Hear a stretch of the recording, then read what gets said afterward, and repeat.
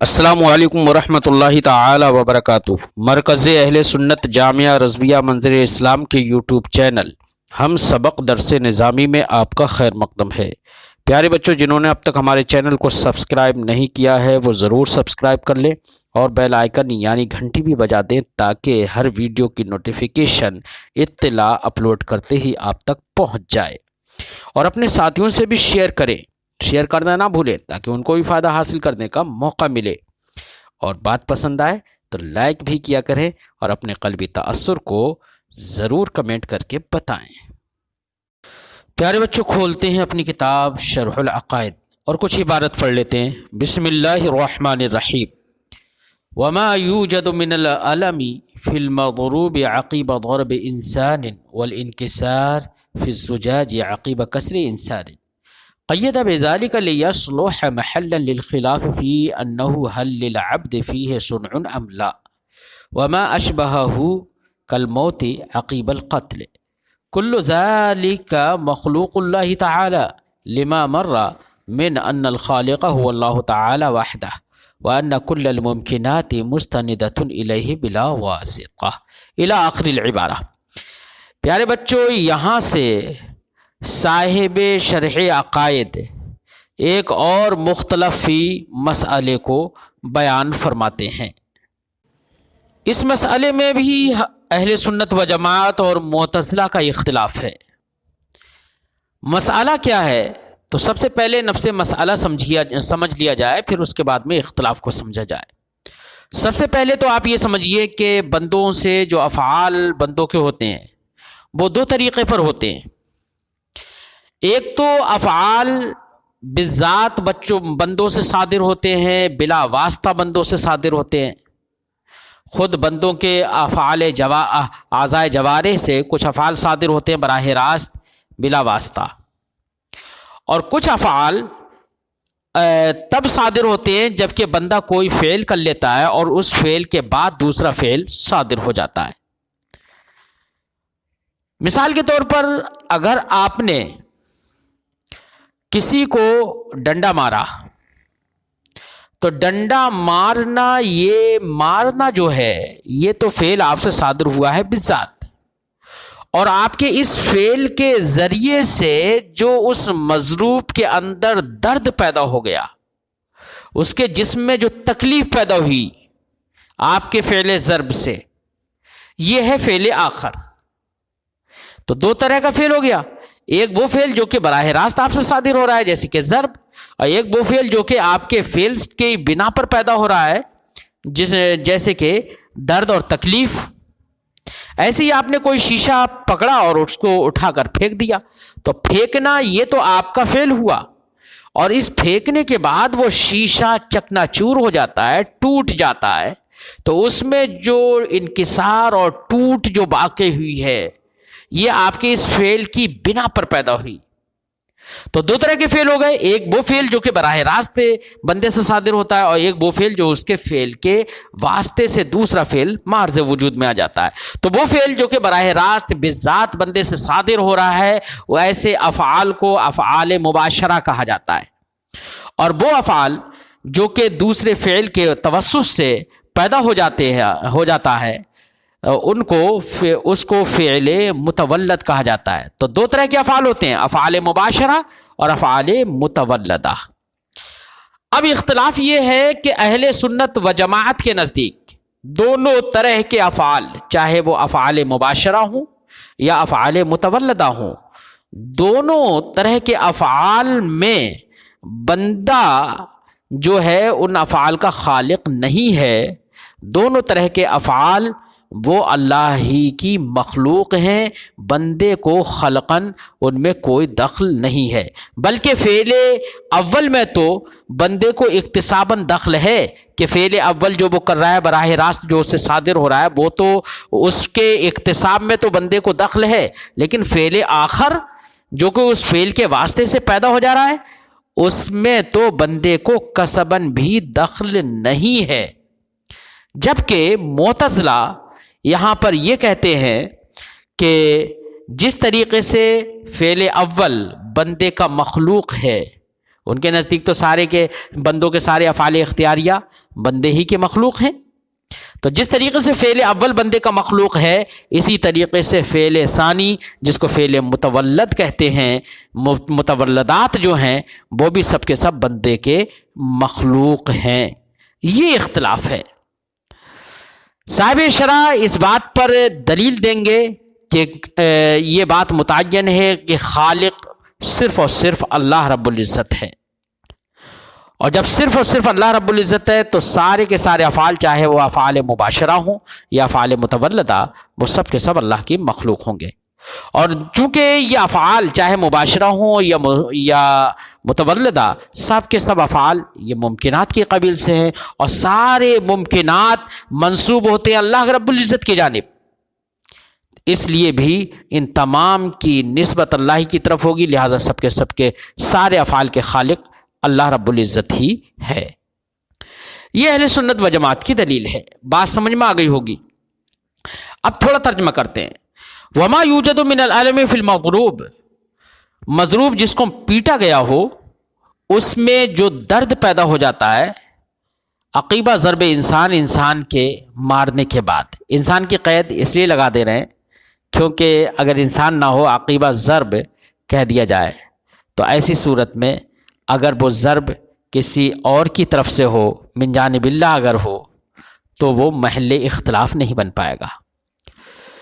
عقیبہ ضرب انسان کے ضرب کے بعد مضروب میں جو تکلیف پیدا ہو جاتی ہے، ایسی انکسار اور ٹوٹنا جو پیدا ہو جاتا ہے زجاج میں یعنی شیشے میں عقیبہ کسر انسان کے توڑنے کے بعد. صاحب شرف فرماتے قید بذالک، یہاں پر عقیبہ کسر انسان، عقیبہ ضرب انسان کی قید صاحب کتاب نے اس لیے لگائی کہ لیصلح محلا للخلاف، تاکہ یہ محل اختلاف بن سکے. کیونکہ اللہ کے توڑ دینے کی وجہ یعنی کوئی فعل اضطراری ہے اور بندے نے اس کو اپنے اختیار سے نہیں توڑا ہے، اور بندے نے اپنے اختیار سے اس کو نہیں مارا ہے، فعل اضطراری اگر ہے تو وہ محلی اختلاف نہیں بنے گا. کیوں؟ اس لیے کہ افعال اضطراریہ تو اللہ کی طرف منسوب معتزلہ بھی کرتے ہیں. فرماتے ہیں قید بذالک، اس سے مصنف نے ضربہ انسان اور کسرہ انسان کی قید اس لیے لگا دی لیصلح محلا للخلاف، تاکہ یہ محل اختلاف بننے کی صلاحیت رکھے.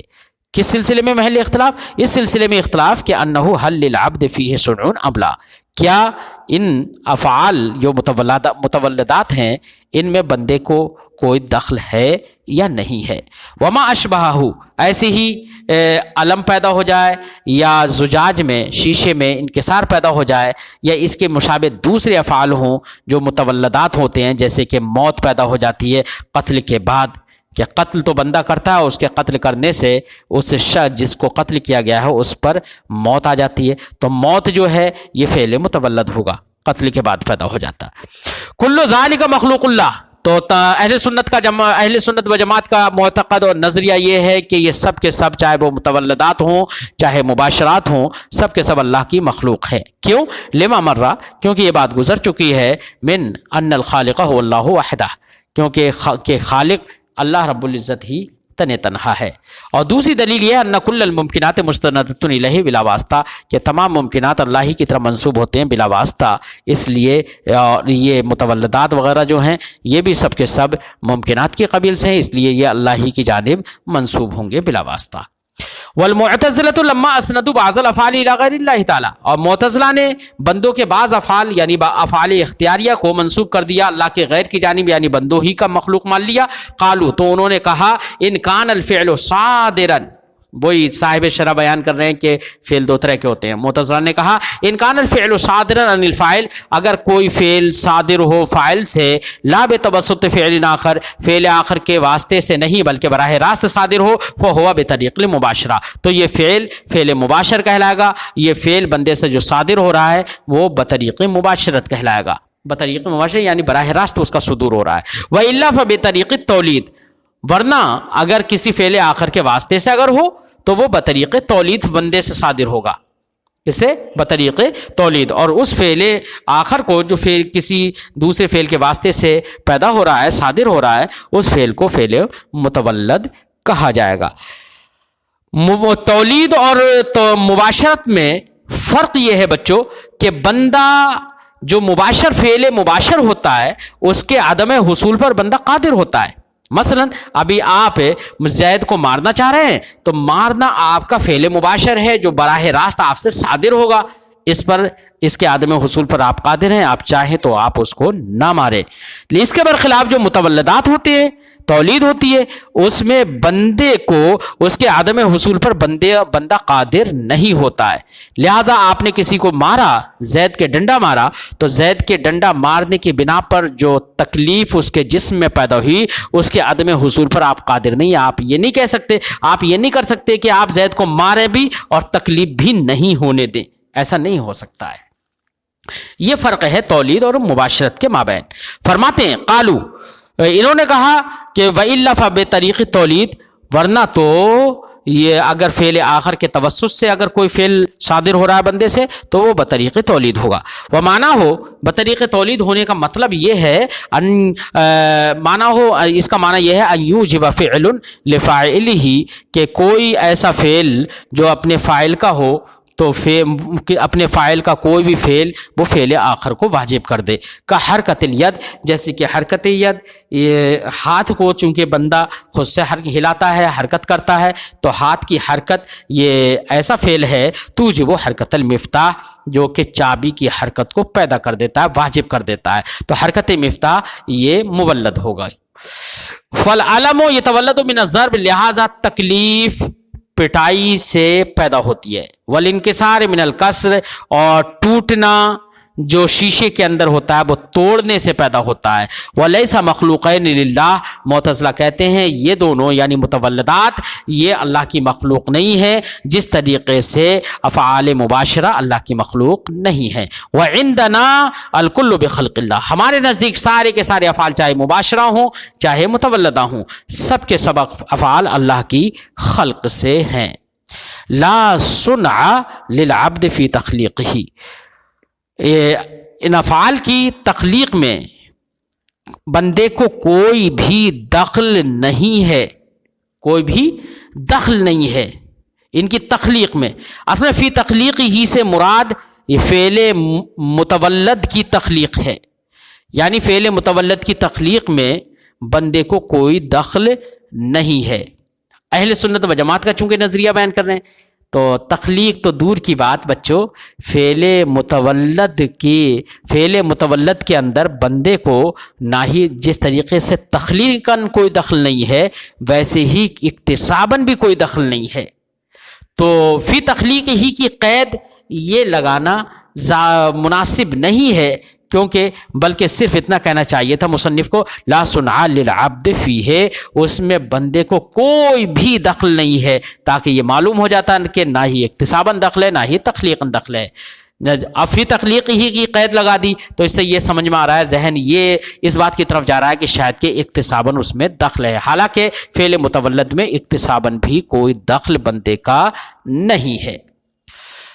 اسی لیے صاحب شرح فرماتے والاولا، بہتر یہ ہے اللہ یقید بالتخلیق، لا صنع للعبد کو تخلیق کی قید سے مقید نہ کیا جاتا، یا اللہ یقیدہ کہ مصنف تخلیق کی قید سے اس کو مقید نہ کرتے. کیوں؟ لأنما یسمونہ متولدات، کیونکہ معتزلہ جن افعال کو متولدات کہتے ہیں لا صنع للعبد فیہ اصلا، اس میں بندے کو بالکل بھی دخل نہیں ہے، نہ ہی اکتساباً اور نہ ہی خلقاً. اما تخلیقاً کیوں دخل نہیں ہے؟ فلاستحالتہ من العبد، کیونکہ تخلیق اہل سنت و جماعت کے نظریے کے مطابق، اعتقاد کے مطابق بندے سے محال ہے. اما الاکتساب، اکتساباً کیوں دخل نہیں ہے بندے کا اس میں؟ فلاستحالۃ اکتساب ما لیس قائما بمحل القدرہ، کیونکہ اکتساب اس چیز کا محال ہے جو محل قدرت میں قائم نہ ہو. اور یہاں پر محل قدرت میں جو ضرب ہے، جو علم ہے، تکلیف ہے، انکسار ہے، جو کہ ضرب اور کسر کے بعد پیدا ہوا ہے، یہ محل قدرت میں قدرت کے ساتھ قائم نہیں ہوتا. کیونکہ یہاں پر انکسار یا علم، تکلیف، یہ سب کے سب جو پیدا ہوئے ہیں جو کہ متولدات ہیں، ان کے لیے محل قدرت کیا ہے؟ وہ آلات ضرب ہے، ضارب کے آلات ہیں، کاسر کے آلات ہیں، توڑنے والے کے آلات ہیں. تو ضرب اور انکسار وہ آلات ضارب اور آلات کاسر کے ساتھ قائم نہیں ہوتے، بلکہ وہ تو کس کے ساتھ قائم ہوتے ہیں؟ مضروب اور مکسور کے ساتھ۔ لہذا بندے کو اس فعل متولد کے اکتساب میں بھی کوئی دخل نہیں ہوگا۔ وَلِهَذَا لَا يَتَمَكَّنُ الْعَبْدُ، یہی وجہ ہے کہ بندے کو اس کے اکتساب میں کوئی دخل نہیں ہے، اسی وجہ سے بندہ اس کے عدم حصول پر بھی قادر نہیں ہے۔ یعنی ایسا نہیں کر سکتا بندہ کہ مارے اور درد نہیں ہونے دے اور درد کا حصول نہ ہو، ایسا اس پر قادر نہیں ہے۔ اس کا قادر نہ ہونا اور عدم حصول پر قدرت نہ رکھنا، یہ اس بات کی دلیل ہے بندے کو اس میں کوئی دخل نہیں ہے۔ برخلاف بندے کے افعال اختیاریہ کے، بندے کے افعال اختیاریہ جو ہیں وہ بندے سے صادر ہوتے ہیں اکتساباً، ان میں بندے کو دخل ہے اکتساباً، خلقاً تو ان میں بھی دخل نہیں ہے۔ یہ مسئلہ مختلف فی بیان کر دیا گیا۔ والمقتول میت بأجلہ، اور مقتول جس کو قتل کر دیا جائے وہ اپنے موت کے مقرر وقت پر ہی مرا ہے یا اس سے پہلے مر گیا ہے، یہ بھی ایک مسئلہ مختلف فی ہے۔ اس سلسلے میں اہل سنت و جماعت کا معتقد اور نظریہ یہی ہے کہ ہر آدمی کا مرنے کا جو وقت ہے وہ اللہ نے اپنے علم کے مطابق پہلے ہی اس کے لیے مقرر کر دیا ہے، لہذا چاہے وہ طبعی موت مرے یا ایکسیڈنٹل موت ہو یا کسی آدمی کے قتل کر دینے کی بنا پر اس کی موت ہو، بہرحال اس کی موت اس کے مرنے کا جو وقت مقرر ہے اسی وقت پر ہی آتی ہے، نہ ہی ایک لمحہ پہلے آتی ہے نہ ہی ایک لمحہ بعد میں آتی ہے۔ یہ اہل سنت و جماعت کا معتقد ہے۔ دلیل ہماری یہ ہے کہ اللہ رب العزت نے ارشاد فرمایا اذا جاء اجلہم لا یستأخرون ساعۃ ولا یستقدمون، جب ان کی موت آئے گی تو وہ اپنی موت سے نہ ہی ایک لمحہ متأخر ہو سکتے ہیں اور نہ ہی ایک لمحہ متقدم ہو سکتے ہیں پہلے، یعنی نہ ہی موت ایک لمحہ پہلے آ سکتی ہے ان پر اور نہ ہی بعد میں۔ لہذا جو وقت اللہ کی جانب سے مقدر ہے موت کا، اس کے ختم ہونے کا، اسی وقت ہی پر موت آئے گی۔ لہذا اس سے ہماری اس گفتگو سے یہ بھی سمجھ میں آ گیا ہوگا کہ اجل کا معنی ہے کہ موت کے لیے جو وقت مقرر کر دیا گیا ہے وہی وقت مقرر للموت، اسی کو اجل کہتے ہیں۔ بہرحال اگر کسی نے قتل کر دیا تو جو مقتول ہے تو اس کو جو موت آئی ہے وہ اس کے وقت مقرر پہ آئی ہے اہل سنت و جماعت کے معتقد کے مطابق۔ بات سمجھ میں آئی؟ اور دوسری ایک وجہ یہ بھی ہے کہ اللہ رب العزت تمام بندوں کے موت کے اوقات کو جانتا ہے اور اس نے اس کا فیصلہ کر دیا ہے اپنے علم کے مطابق پہلے ہی، اور اسے کوئی تردد نہیں ہے جب پہلے ہی وہ فیصلہ کر چکا ہے کہ اس کی موت اس جگہ اس وقت میں آئے گی، اس کی موت اس وقت میں آئے گی، بغیر کسی تردد کے وہ اسے جانتا بھی ہے، تو پھر یہ اس بات کی دلیل ہے کہ ہر بندے کی موت اس کے مقرر وقت ہی پر آتی ہے، ورنہ تو اللہ کے علم کا خلاف ہونا اور اس کے حکم کا خلاف ہونا لازم آئے گا۔ فرماتے ہیں یہ اہل سنت و جماعت کا معتقد ہے،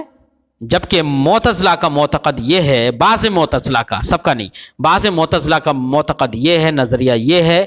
کہ بندہ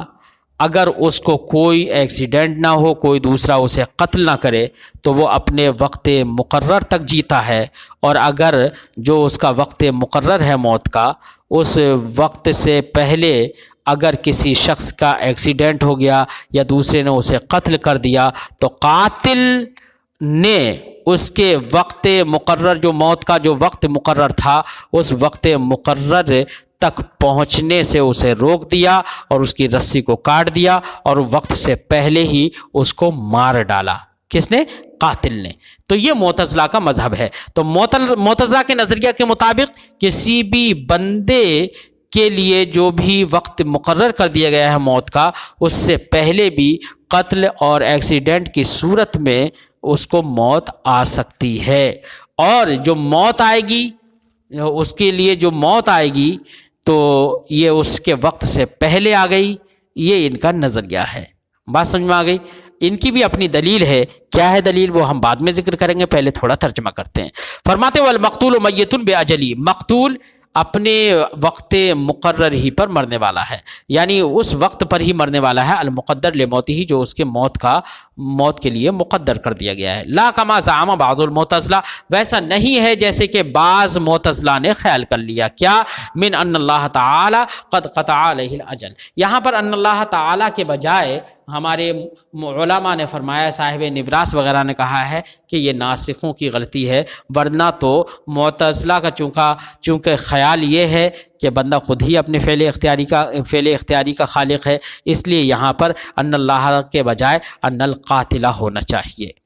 فرماتے ہیں کہ ویسا نہیں ہے جیسے کہ بعض معتزلہ نے یہ خیال کر لیا کہ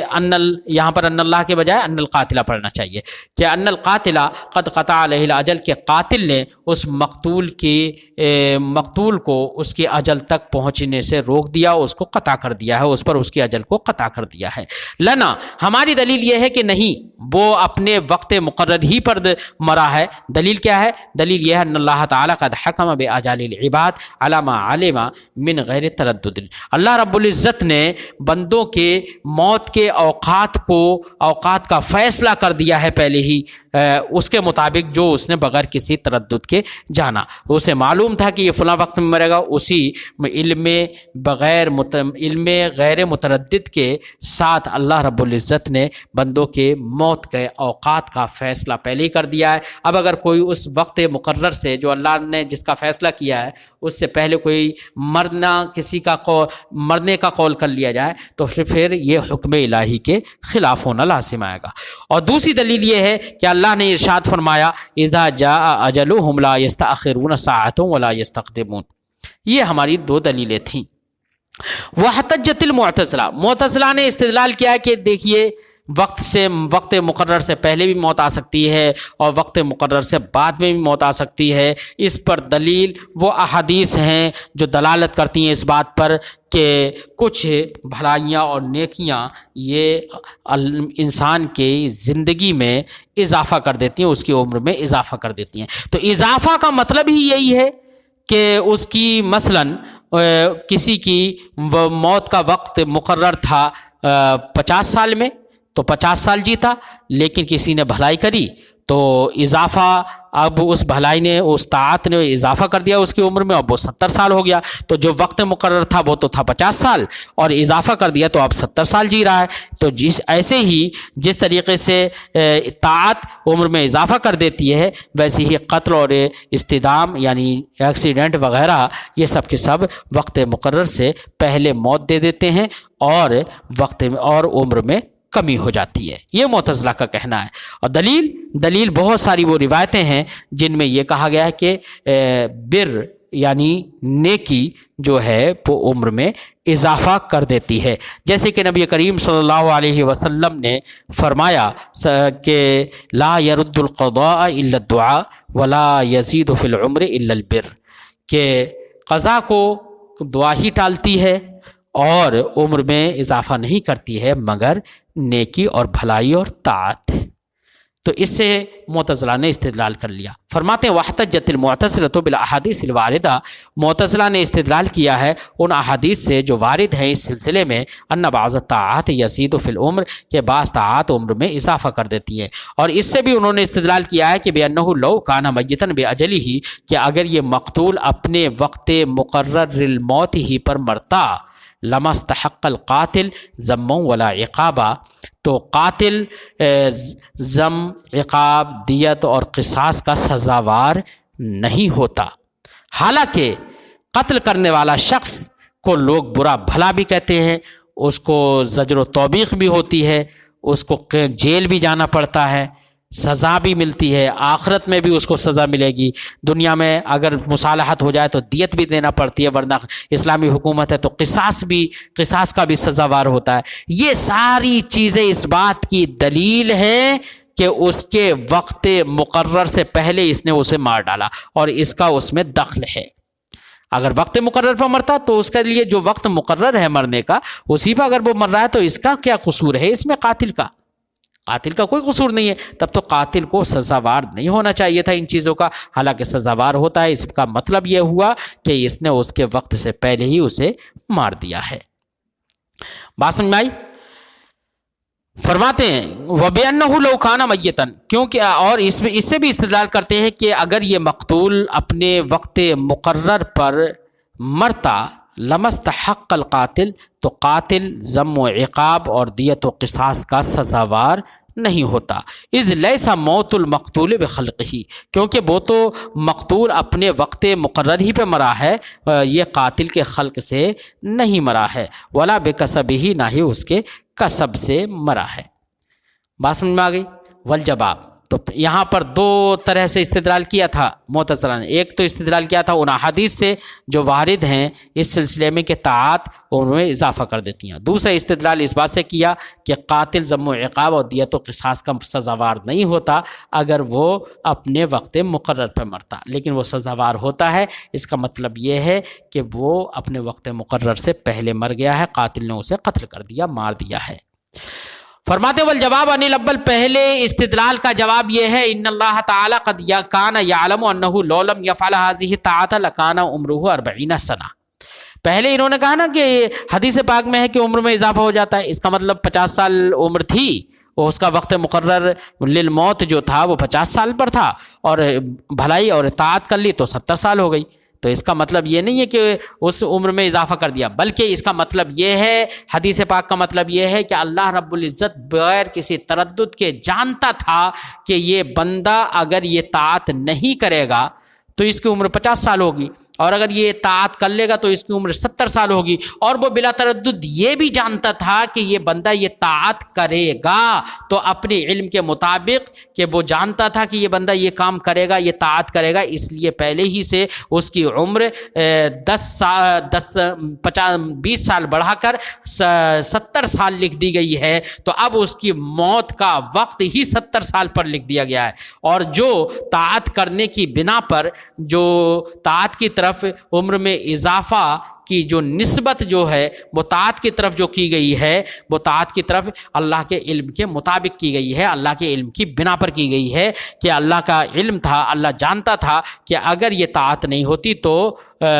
یہ زیادتی بھی نہیں ہوتی، اس بنا پر زیادتی کی نسبت اس طاعت کی جانب کر دی گئی ہے، ورنہ تو اللہ رب العزت نے اس طاعت کرنے والے کے لیے پہلے ہی سے اضافہ کر کے اس کی عمر بڑھا کر لکھ دی ہے، اور اس کے وقت مقرر بھی اسی وقت لکھ دیا ہے، موت کا وقت بھی اسی وقت لکھ دیا ہے۔ فرماتے ہیں ان اللہ تعالیٰ کان یعلم، اللہ تعالیٰ جانتا تھا انہ لو لم یفعل هذه الطاعۃ، کہ اگر یہ بندہ اس طاعت کو نہیں کرے گا لکان عمرہ 40 سنہ، تو اس کی عمر 40 سال ہوگی، لیکنہ علم، لیکن اسے یہ بھی بلا تردد معلوم تھا کہ انہ یفعلها، کہ یہ بندہ اس طاعت کو کرے گا، ویکون عمرہ 70 سنہ، اور اس کی عمر 70 سال ہوگی، فنسبت هذه الزیادۃ الی تلک الطاعۃ، تو اس زیادتی کی نسبت اس طاعت کی جانب کر دی گئی ہے، بناء علی علم اللہ، اللہ کے علم پر بنا کرتے ہوئے کہ اللہ تعالیٰ جانتا تھا انہ لولاہا، کہ اگر یہ طاعت نہیں ہوگی لما کانت تلک زیادہ، تو وہ زیادتی بھی نہیں ہوتی۔ وعنی ثانی، دوسرے اعتراض کا جواب، دوسرے اعتراض نہیں بلکہ دوسرے استدلال کا جواب، انہوں نے استدلال کیا تھا کہ اگر یہ اپنے وقت مقرر پر مرتا تو قاتل ذم و عقاب اور دیت و قصاص کا سزاوار نہیں ہوتا۔ اس کا جواب دیتے ہیں کہ دیکھیے سزاوار ہو رہا ہے جو، تو سزاوار ہونے کا مطلب یہ نہیں ہے کہ اس نے اس کو قتل کر دیا، سزاوار جو ہو رہا ہے نا، یہ وہ سزاوار ہونا، قتل و قصاص اور ذم و عقاب کا سزاوار ہونا، یہ امر تعبدی ہے، یعنی وہ بندہ جو مقتول ہے وہ مرا تو اپنے وقت مقرر ہی پر ہے، لیکن اس کو سزا جو ہو رہی ہے، اس کو ذم و عقاب اور دیت و قصاص جو اس سے لیا جا رہا ہے، اس کی وجہ یہ ہے کہ اس نے امر فعل منہی کا ارتکاب کیا ہے، یعنی اللہ رب العزت نے فرما دیا ہے کہ تم کسی بھی جان کو بغیر حق قتل مت کرو، جب یہ پہلے فرما دیا ہے، جب حکم دے دیا، لہذا قتل نفس یہ منہی عنہ ہے، اور اس شخص نے منہی عنہ کا ارتکاب کیا، اس لیے یہ سزاوار ہو رہا ہے، اس لیے نہیں کہ وہ شخص اپنے وقت سے پہلے مر گیا ہے۔ فرماتے ہیں دوسرے کا جواب یہ ہے نہ وجوب العقاب و ضمان، کے عقاب و ضمان کا واجب ہونا قاتل پر یہ تعبدی ہے، کیا ہے؟ تعبدی ہے. تعبدی ہونے کا مطلب کیا ہے کہ امر شرعی ہے, اس میں عقل و قیاس کو کوئی دخل نہیں ہے. وہ اللہ رب العزت, ایک جواب تو یہ کہ اللہ رب العزت جس حکم دے کہ اس پہ قصاص واجب ہوگا, اس پہ دیت واجب ہو جائے گی یا اس کو سزا ہوگی, تو جو حکم دے گا وہ لا یسأل عما یفعل, جو وہ کرتا ہے اس کے بارے میں اسے سوال نہیں کیا جا سکتا. اس لیے یہ امر تعبدی ہے, امر شرعی ہے. اور ایسا امر تعبدی نہیں ہے کہ جو بالکل مقتضی عقل کے خلاف ہو, بلکہ مقتضی عقل کے مطابق بھی ہے. اور اس کو بتانے کے لیے صاحب کی شرح نے فرمایا لِارْتِكَابِهِ الْمَنْهِي, کیونکہ اس شخص نے منہی کا ارتکاب کیا ہے اور اس فعل کا کسب کیا ہے الذی یخلق اللہ تعالی عقبہ الموت, کہ جس فعل کے بعد اللہ رب العزت موت کو پیدا فرما دیتا ہے بطریق جری العادہ, عادت کے جاری ہونے کے طریقے پر. کہ عادت الہیہ جاری ہے کہ جب بندہ چھری کسی کی گردن پر چلا دیتا ہے اور اس کی رگوں کو کاٹ دیتا ہے تو عادت الہیہ جاری ہے کہ اللہ رب العزت اس کے اندر موت کو پیدا فرما دیتا ہے اس فعل کے کرنے کے بعد. تو اس نے ایسے فعل کا کسب کیا جس کے بعد بطریق جریہ عادت موت اللہ تعالیٰ پیدا فرما دیتا ہے, یا قتل انسان بغیر حق اس نے کیا جو کہ فعل منہی ہے, اس بنا پر یہ سزاوار ہو رہا ہے ضم و عقاب و دیت و قصاص کا. فإن القتل فعله القاتل قصبا, کیونکہ قتل وہ ایسا فعل ہے جس کو قاتل نے قصباً کیا ہے, وَإِن لَمْ يَكُنْ خَلْقًا, اگرچہ خلقاً نہیں ہے. تو قتل جو فعل اس نے کیا وہ قصباً ہے, تو قتل میں تو بندے کا قصب ہے, اس نے ایسے فعل کا اکتساب کیا جس کے بعد اللہ رب العزت بطریق جریہ عادت موت کو پیدا فرما دیتا ہے. اس لیے ایسے فعل کا قصب کرنا اور اس کو اختیار کرنا یہ فعل منہی عنہ تھا, اور اس نے اسی کا ارتکاب کیا, اس لیے سزاوار ہو رہا ہے. آج کی گفتگو بچوں ہم ختم کرتے ہیں, پھر آئندہ سبق میں ملتے ہیں. السلام علیکم ورحمۃ اللہ تعالی وبرکاتہ.